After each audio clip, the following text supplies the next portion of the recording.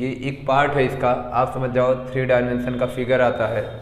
इसमें और भी आपके हैं शेप, जैसे मान के चलो कि आपका जैसे फ्रस्ट्रम हो जाता है, ठीक है, प्रिज्म हो जाता है, पिरामिड हो जाता है। ये 3 शेप सीधे सीधे बचे हुए हैं इसमें, यानी 3 डायमेंशन में 3 शेप सीधे सीधे बचे हुए हैं, इनका भी है। प्लस में ये भी जो सारी चीज़ें हैं इनका भी अलग अलग फार्मूला है। इनका अलग अलग फार्मूले का मतलब है इन सब का हॉलो पार्ट है। जैसे बॉक्स की बात करते हैं, इन सब का बॉक्स का पार्ट आ जाता है, इसका जैसे पाइप का पार्ट आ जाता है, इसका जैसा टोपी का पार्ट आ जाता है, या टेंट का पार्ट आ जाता है, कैनवास लगता है, जो भी है जैसे भी। इसका बॉल का, खोखले बॉल का पार्ट आ जाता है। ऐसे आपके ढेर सारे इक्विपमेंट्स बनते हैं जो खोखले होते हैं अंदर, तो उनकी चर्चा कर जाता है। ये बाउल का पार्ट आता है, ये सब आपके हॉलो पार्ट में आ जाते हैं। उनके फार्मूले की अभी हमने चर्चा नहीं किया है। अभी हमने इसमें इसके बाद 3 फिगर्स और आ जाते हैं, एक प्रिज्म आ जाता है, एक पिरामिड आ जाता है, एक फ्रस्टम। जैसे अगर हम चर्चा करें तो फ्रस्टम आ जाता है, ठीक है ना भाई, फ्रस्टम आ जाता है ऐसे, ये फ्रस्टम आपका आ जाता है। आपकी अगर हम चर्चा करें तो प्रिज्म आ जाता है, ठीक है ना भाई, पिरामिड आ जाता है, ये देखो प्रिज्म आ जाता है। कैसे, आप ऐसे कर लो, ये, ठीक ना,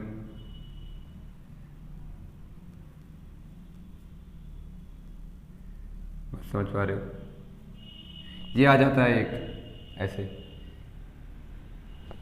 ठीक, ट्रायंगल की अगर बात करें तो ट्रायंगल में ले लेते हैं आप, ठीक ना भाई।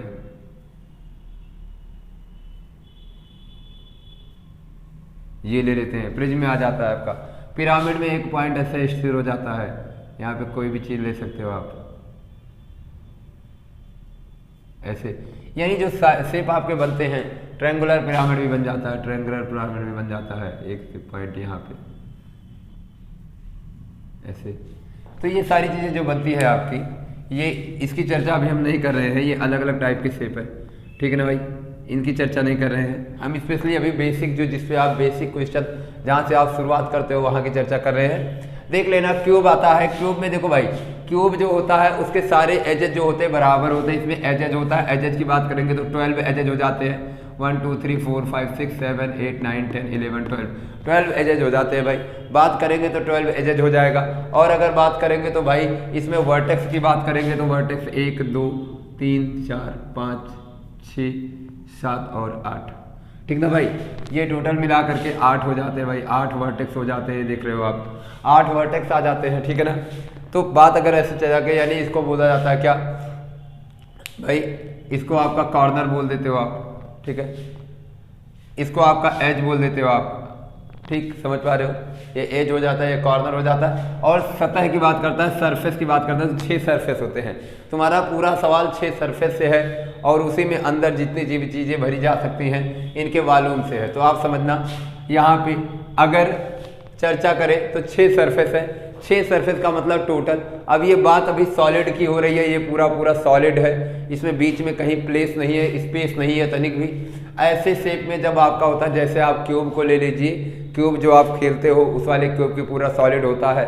जैसे आप डाइस को ले लीजिए, पासे को पूरा साइड होता है, सॉलिड होता है। ऐसे एग्जाम्पल में उनकी चर्चा कर रहे हैं। इनके सारे एजेस जो होते हैं, कोरे जो होती है वो बराबर होती हैं, ठीक है। इसलिए सरफेस में उनका आपका rectangle rectangle rectangle sorry square square square square सारा सरफेस होता है। तो एरिया जो आता है ए स्क्वायर आ जाता है, और ए स्क्वायर एरिया की वजह से बेस का एरिया ए स्क्वायर हो जाता है, और वही एरिया 6 बार आता है। तो आपका संपूर्ण पृष्ठ इसका जो हो जाएगा टोटल सरफेस एरिया वो 6a स्क्वायर हो जाता है। तो 6a स्क्वायर यूनिट आपका हो जाएगा, ये 6a स्क्वायर यूनिट, ठीक है ना, समझ पा रहे हो, 6a स्क्वायर यूनिट। और चर्चा आगे अगर करें तो लेटरल सरफेस एरिया आता है भाई। लेटरल सरफेस इसका मतलब होता है पार्श्व सतह का क्षेत्रफल, पार्श्व पृष्ठ आप इसे बोल सकते हो।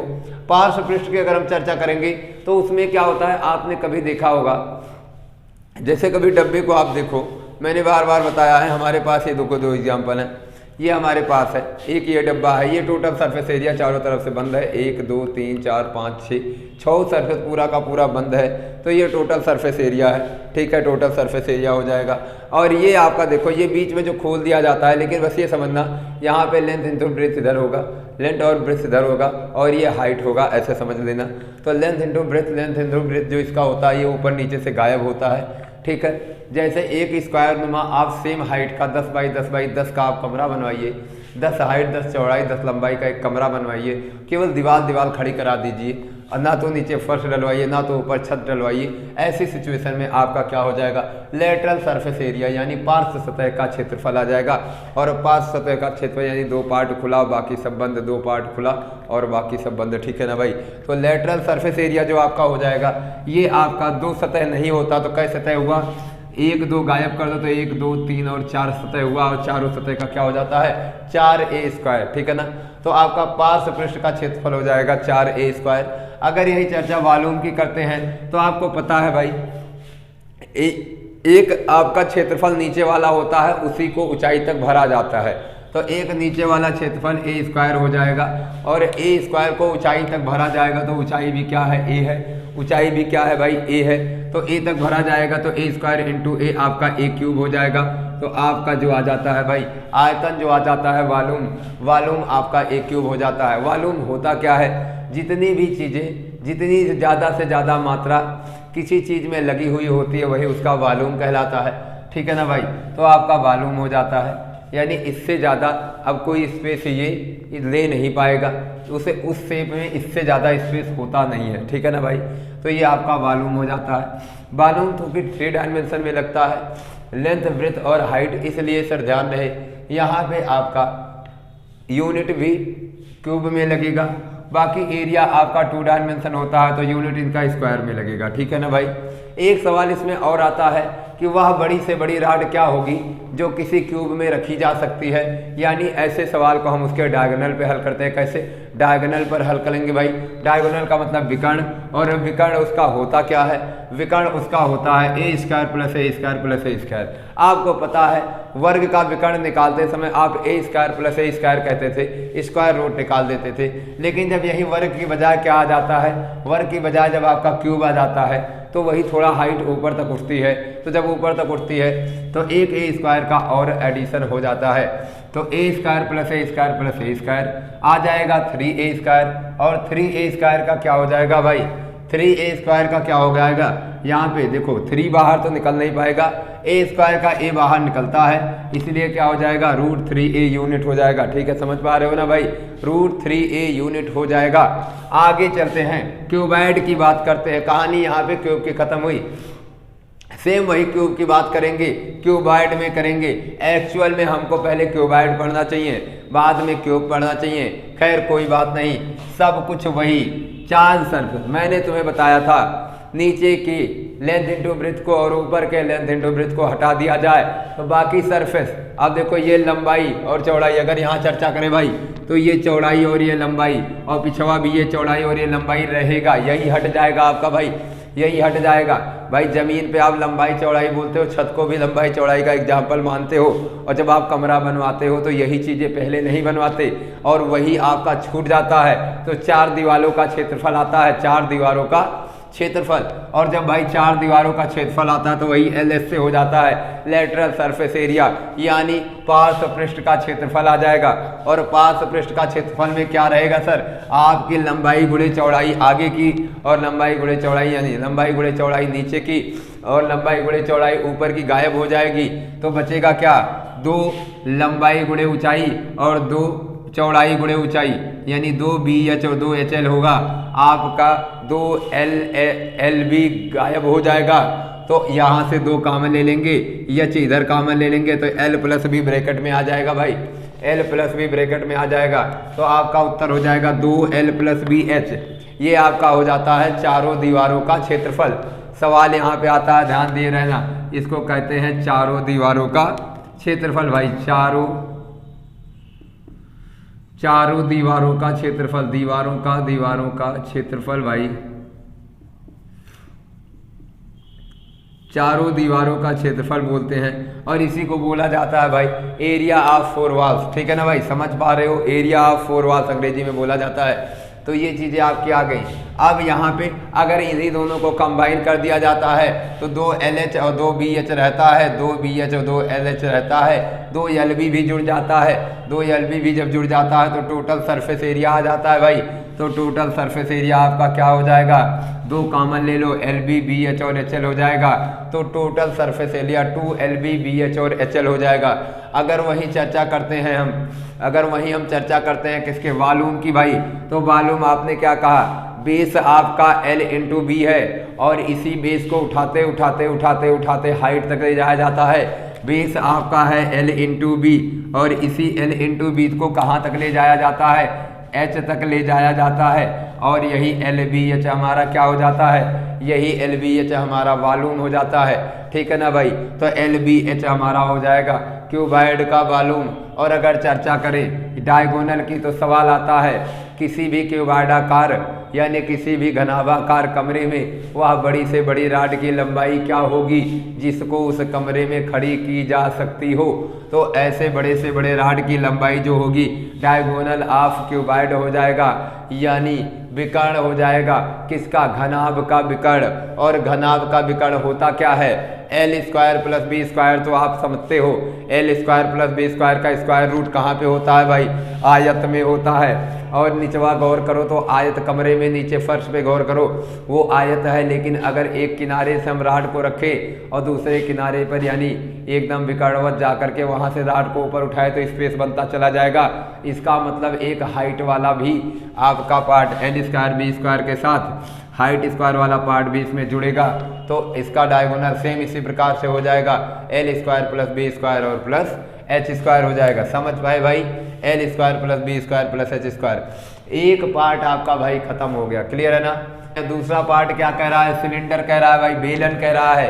बेलन क्या होता है, आपने अपने घर पे देखा है, हर वह आकृति जो ऐसे छोड़ दी जाए तो इस मूवमेंट करने लगे, ये देखो सिलेंडर हो जाएगी यानी कर्व हो जाएगी, कर्वनुमा बनी रहेगी। और जब भी कोई आकृति कर्वनुमा बनी रहती है तो वहाँ पे एक कर्व का सरफेस एरिया भी आ जाता है।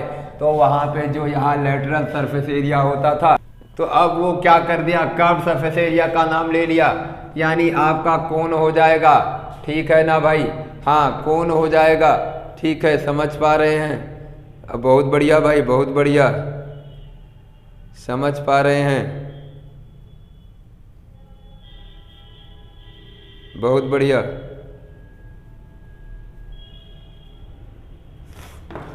ठीक है भाई, चलो तो ये क्या हो जाएगा, चलो आते हैं भाई।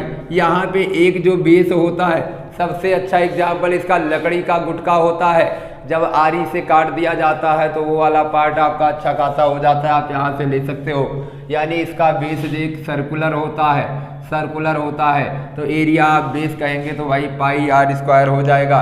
यानी एरिया आप बेस कहेंगे तो πr² हो जाएगा।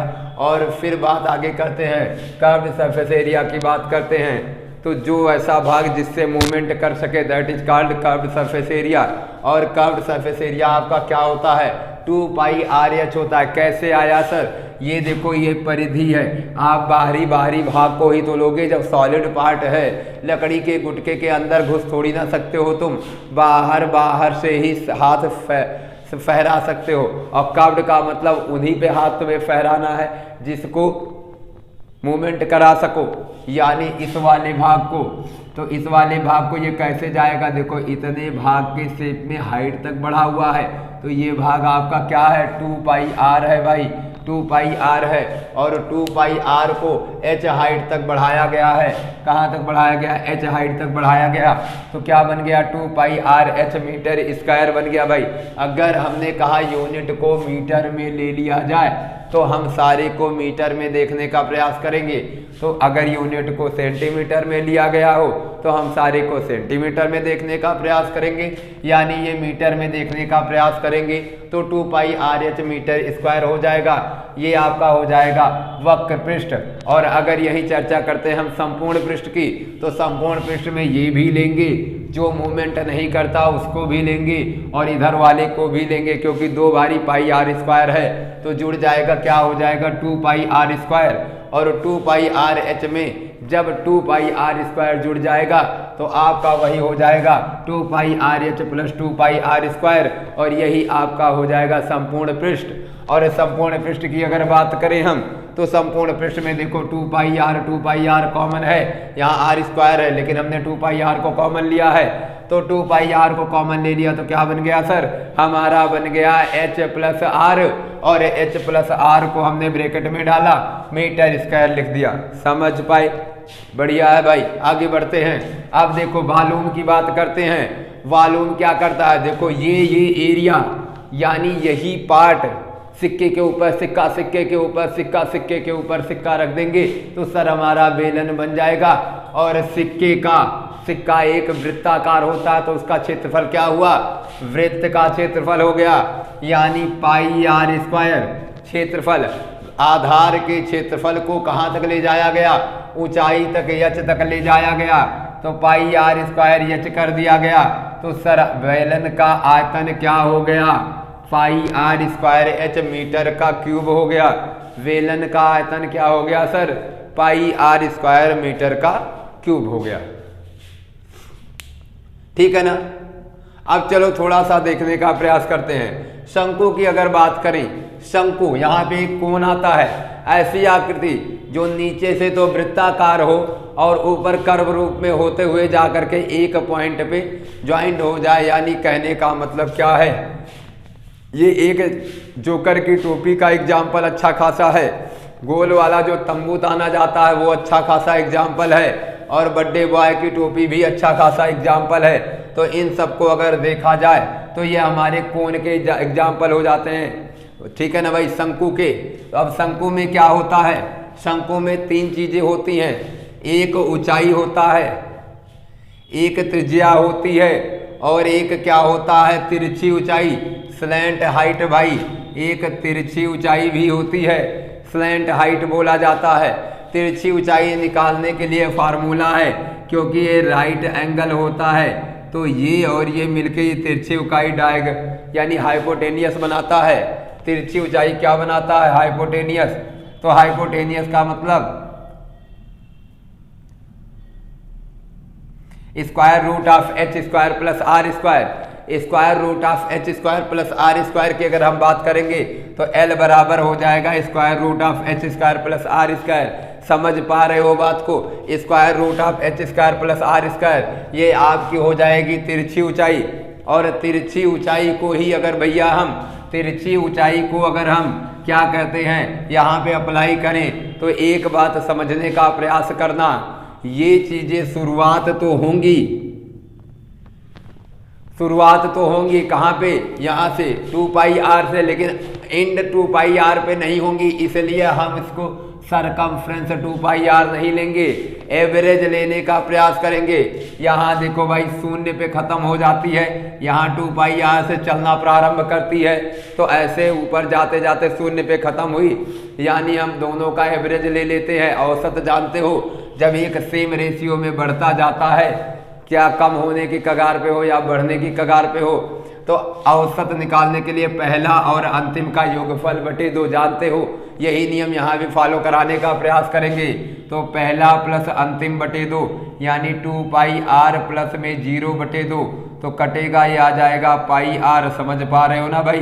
तो यानी हम पूरा इसके बेस को क्या मानने का प्रयास करेंगे, यहाँ फार्मूला कैसे सेटअप करेंगे अपना वक्र पृष्ठ का।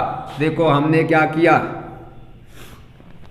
हमने कहा मान लो ऊपर नीचे मिला करके पाई आर का वेरिएशन हो रहा है, तो पाई आर के केस में वृद्धि हो रही है। तो पाई आर कहाँ तक गई है भाई, अब देखो इस हाइट तक नहीं गई है, ये धीरे धीरे सिकुड़ती हुई गई है। इसका मतलब एच की बजाय कहाँ पे गई है, एल पे गई है। तो हम बोल सकते हैं पाई आर एल। तो हमारा कर्व्ड सरफेस एरिया यानी वक्र पृष्ठ क्या हो जाएगा, वक्र पृष्ठ क्या हो जाएगा भाई, पाई आर एल। वक्र पृष्ठ क्या हो जाएगा, पाई आर एल हो जाएगा।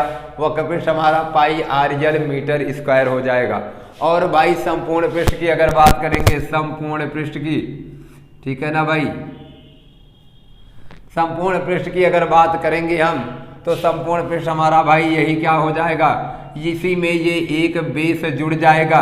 ये बेस हमारा है क्या, बेस हमारा पाई आर स्क्वायर है, सॉरी हाँ पाई आर स्क्वायर है। और यही संपूर्ण पृष्ठ यानी हमारे इस वक्र पृष्ठ में जैसे जुड़ेगा पाई आर स्क्वायर तो बन जाएगा यानी पाई आर एल प्लस में पाई आर स्क्वायर।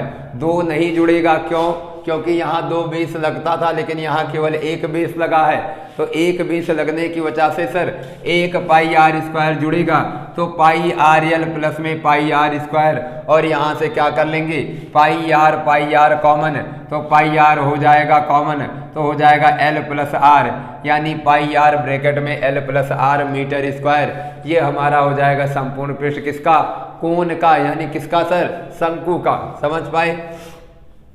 आयतन की बात करें तो अगर मोटा मोटी समझने का आप प्रयास करोगे तो अगर बेलन को ऐसे यहाँ से गिरा दो, बेलन को ऐसे यहाँ से गिरा दो, तो आप देख रहे हो तीन बेलन बनने का प्रयास करेगा, तीन बेलन बनने का प्रयास करेगा हमारा एक शंकु, हमारा एक शंकु भाई तीन बेलन बनने का प्रयास करेगा। इसका मतलब साफ है कि एक बेलन के आयतन का अगर तीसरा भाग ले लिया जाए, एक बेलन के आयतन का अगर तीसरा भाग ले लिया जाए तो हमारे शंकु का आयतन आ जाएगा, क्योंकि शंकु जो है हमारा वो 1/3 भाग ऑफ बेलन है भाई, यानी 1/3 पार्ट ऑफ सिलेंडर। तो ये हमारा क्या हो जाएगा, कोण। तो धीरे धीरे हम क्या कर देंगे भाई, v की वैल्यू कर देंगे 1/3, v वैल्यू मतलब आयतन, आयतन यार आयतन, तो आयतन की बात करेंगे, आयतन क्या हो जाएगा हमारा 1/3 पाई आर स्क्वायर एच, और भाई आयतन है तो मीटर क्यूब लगा देंगे, यानी 1/3 pi are square cube, sorry 1/3 pi are square h. ये हमारा मीटर क्यूब में क्या आ जाएगा, आयतन हो जाएगा, किसका हो जाएगा, शंकु का हो जाएगा। ठीक है ना भाई, समझ पा रहे हो, चलो बढ़िया है भाई, समझ गए हो। अगले सवाल पे आते हैं भाई, अगले सवाल पे। अगला सवाल हमारा क्या कर रहा है, स्फीयर की चर्चा कर रहा है भाई, गोले की चर्चा कर रहा है। गोले पे आते हैं। गोला एक तरीके से क्या है, वो चाहे संपूर्ण पृष्ठ की बात करें और चाहे वक्र पृष्ठ की बात करें, उसमें सब चीजें एक ही होती हैं। चाहे संपूर्ण पृष्ठ की बात करें और चाहे बात करें वक्र पृष्ठ की, सारी चीजें गोले में एक ही होती हैं। तो यानी गोले की, और हाँ अब सवाल ये आता है कि गोले का बेस क्या माना जाएगा, गोले का बेस क्या माना जाएगा। तो सर गोले का बेस क्या माना जाएगा, इसके लिए हम गोले को आधे पर से कट कर देते हैं, और गोले को आधे पर से कट जब कर देंगे हम सर, तो बीच वाला एक सर्कुलर पार्ट दिखेगा, और वही सर्कुलर पार्ट गोले का क्या हो जाता है, बेस हो जाता है। तो आप समझ जाओ उसी का जो रेडियस होता है वो गोले का रेडियस हो जाता है। यानी गोले के रेडियस की बात करें तो r है, और गोले के ऊंचाई की बात करें तो r प्लस r यानी सर 2r है। गोले के ऊंचाई की बात करें तो 2r है, और गोले के रेडियस की बात करें तो r है। बातें हमारी समझ पाए, 2r और r, ठीक है ना भाई। अब देखो आप क्या करते हो, यहाँ पे अगर एक तरीके से समझने का प्रयास किया जाए तो गोले को गौर करना, गोले को हाथ में पकड़ो, ऐसे देखो, और जो मैंने हाथ ये घुमाया है सर्कुलर, ये देखो एक पार्ट गोले पे रख दिया है, फिर यही एक पार्ट इधर से रखाएगा, यही एक पार्ट इधर से रखाएगा, और यही एक पार्ट इधर से, और सारा एरिया कवर हो जाएगा। यानी कुल surface area, total surface area 4 गोले 4 वृत्त के क्षेत्रफल के बराबर हो जाएगा, यानी 4 पाई आर स्क्वायर। यानी सर जो हमें दिख रहा है इतना भाग एक गोला दिखा, एक वृत्त दिखा, ठीक ऐसे ही पीछे भी दिखेगा दूसरा वृत्त, ठीक ऐसे ही इधर भी दिखेगा तीसरा वृत्त, और ठीक ऐसे ही इधर भी दिखेगा चौथा वृत्त। यानी एक मोटा मोटी अगर समझने का प्रयास करें तो एक गोले के दाहिने भाग में दाईं तरफ एक वृत्त और बाईं तरफ एक वृत्त और इधर का एरिया एक वृत्त, ठीक है, आगे का और पीछे का एक एरिया एक वृत्त, यानी चारों वृत्त 4 वृत्त से घिर के बना हुआ होता है एक गोला। तो 4 वृत्त का क्षेत्रफल एक गोले के संपूर्ण पृष्ठ के क्षेत्रफल के बराबर हो जाता है। तो कर्व्ड सरफेस एरिया की चाहे बात करें और चाहे टोटल सरफेस एरिया की बात करें, दोनों एरिया सर आपका हो जाएगा 4 पाई r स्क्वायर मीटर स्क्वायर, 4 पाई r स्क्वायर मीटर स्क्वायर, यानी चाहे कर्व सरफेस एरिया की बात करें और चाहे टोटल सरफेस एरिया की बात करें, आपका उत्तर हो जाएगा 4 पाई r स्क्वायर मीटर स्क्वायर। लेकिन समस्या सर यहाँ जब वॉल्यूम की आती है तो वॉल्यूम में आप समझ लेना, वॉल्यूम को अगर मोटा मोटी समझने का प्रयास करो, शंकु का दर्जा दे दूँ अभी आपको समझ में आ जाएगा। इसको अगर हम एक शंकु मानने का प्रयास करें, शंकु, तो शंकु अगर मानने का प्रयास करें तो आप समझना इसकी जो हाइट है, शंकु में आयतन क्या होता है, पाई r स्क्वायर h। एक तरीके से समझो, अगर देखा जाए तो एक शंकु, 2 शंकु, ऐसे 3-4 शंकु जैसा ये दिखने का प्रयास कर रहा है, बशर्ते यहाँ पे क्या है, h और r दोनों सेम है। तो h और r दोनों अगर सेम कर दिया जाए और शंकु मान लिया जाए इसे, तो h और r दोनों सेम करके अगर इसे शंकु मान लिया जाए तो भाई कै शंकु बना, 1 2 3 4। तो जहाँ पे h है इसको भी r करेंगे तो पाई r क्यूब बन जाएगा और 1/3 पाई r क्यूब एक बारी नहीं 4 बारी है। तो हम कह देंगे वॉल्यूम ऑफ स्फीयर यानी गोले का आयतन क्या हो जाएगा, 4/3 पाई r क्यूब मीटर क्यूब हो जाएगा। समझ पा रहे हो, 4/3 पाई r क्यूब मीटर क्यूब हो जाएगा आपका गोले का आयतन। तो गोले के आयतन की बात करें तो 4/3 पाई r क्यूब और मीटर का क्यूब। अब देखो इसी के आगे आता है हेमीस्फीयर यानी अर्धगोला। अगर चर्चा हम अर्धगोले की करते हैं, अगर चर्चा हम अर्धगोले की करते हैं तो अर्धगोला ठीक से गोले का, ठीक है एकदम, गोले का आधा कटा हुआ भाग होता है। गोले का आधा कटा हुआ भाग भाई हमारा अर्धगोला होता है। और अर्धगोले में अगर देखा जाए तो सर यहाँ पे क्या हो जाता है, 2 शंकु बनता है। फिलहाल अभी चर्चा हम पहले कर लेते हैं संपूर्ण पृष्ठ और वक्र पृष्ठ की। सर यहाँ जब आधा कट जाता है तो इसका आधा भाग तो भाई 2 पाई r स्क्वायर बन के वक्र पृष्ठ बन जाता है। ये पीछे वाला भाग यानी 2 भाग, एक इधर का और एक इधर का मिल करके आपका बनेगा 2 पाई r। और आप समझ सकते हैं कि 2 पाई r आपका स्क्वायर बन जाएगा कर्व्ड सरफेस एरिया यानी वक्र पृष्ठ। वक्र पृष्ठ की बात करेंगे 2 पाई r स्क्वायर, ठीक है ना। लेकिन अगर चर्चा हम संपूर्ण पृष्ठ की करते हैं तो एक ऊपरी भाग आपका और मिल जाता है, वृत्त के रूप में एक ऊपरी भाग आपका और मिल जाता है। और यही आपका क्या हो जाता है भाई, यही आपका 1 पाई r स्क्वायर और इसमें जुड़ जाता है। 2 पाई r स्क्वायर पहले से होता है और 1 पाई r स्क्वायर और जुड़ जाता है। तो 2 पाई r स्क्वायर 1 पाई r स्क्वायर तीनों मिल करके, दोनों मिल करके क्या हो जाते हैं भाई, 3 पाई r स्क्वायर हो जाता है भाई, 3 पाई r स्क्वायर। तो यानी गोले का संपूर्ण पृष्ठ की चर्चा करें तो 2 पाई r स्क्वायर 1 पाई r स्क्वायर मिलके क्या हो जाता है, 3 पाई r स्क्वायर। यानी गोले का संपूर्ण पृष्ठ क्या होगा आपका, 3 पाई r स्क्वायर क्यूब, ठीक है, सॉरी मीटर स्क्वायर, 3 पाई r स्क्वायर मीटर स्क्वायर हो जाता है।